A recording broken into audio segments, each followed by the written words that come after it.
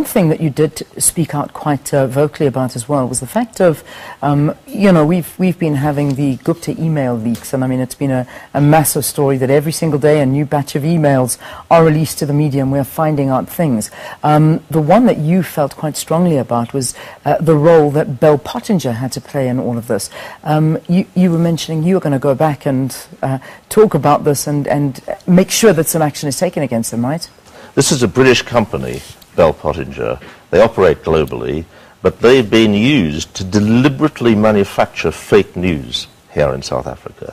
That is not responsible public affairs work. And creating lies, creating a situation where there's distrust of people who I think are acting in the interests of the country, acting honestly, saying that they're agents of white monopoly capital. I mean, it's a pure Alice in Wonderland type of world that they've tried to manufacture for public consumption. The truth is, the elite running the country at the moment, the clique of friends and cronies and with the support of the Gupta empire and so forth, they are actually the agents of monopoly capital. And what should be happening is honest government that is going to spread wealth and spread power and respect democracy. And I think Bell Pottinger needs to account for itself in Britain. It is subject as a public affairs company to certain regulations and norms of behavior, and I think its operations here in South Africa have contravened every one of those. And therefore I think it needs to be held to account, and I will be seeking to raise this in Parliament when Parliament resumes in September.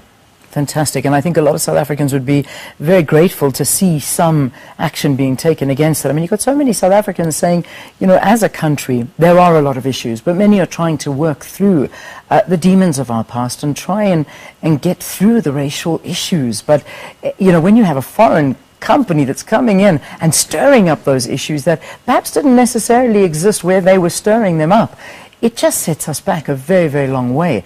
And it'll be great to see some repercussions because, you know, we need to move forward. And if I may say so, we need clean politics. We need to get rid of the corruption and the cronyism. And we cannot have people hired from abroad, in this case Bell Pottinger, to deliberately create and manufacture fake news, distort the truth, and poison the whole of the political debate, and therefore create a situation where people are not actually hearing the honest truth for themselves then to make a judgment about, either in the polling booths ultimately or in terms of assessing public debate. That is completely wrong, and no British company should be involved in that at all. What I think also we need to look at in the British Parliament, and I'll be seeking to raise this too when I return, is I've heard lots of evidence of money laundering from those within South Africa at very senior levels in government and around that may be involving financial institutions with a British connection,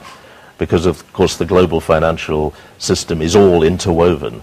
Now if it's possible at the British end to uncover some of that, then we need to look at it, and I'll certainly be seeking to find out if it is. Lord Peter Hain, thank you so much for talking to us here. It's a pleasure, delight.